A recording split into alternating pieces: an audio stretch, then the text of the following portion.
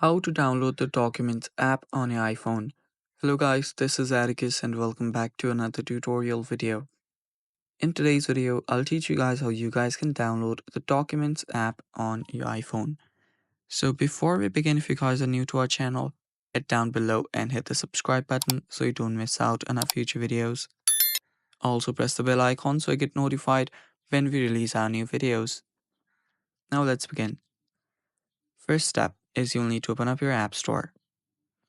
On your App Store, go to the search bar that is on the bottom right corner, tap on search, and then tap on the search bar on the top.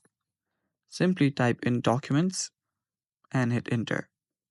Here you will find the documents file manager and docs. This is the app we're talking about. So this is a really easy app. It helps you manage your documents and many other stuff here. So you can simply download this. Tap on the download button on the top. And with this app, you can basically organize your files and clouds, you can edit, you can transfer, and many more options. So, yeah, after the download completes, you can start using it. And that's all for today's video.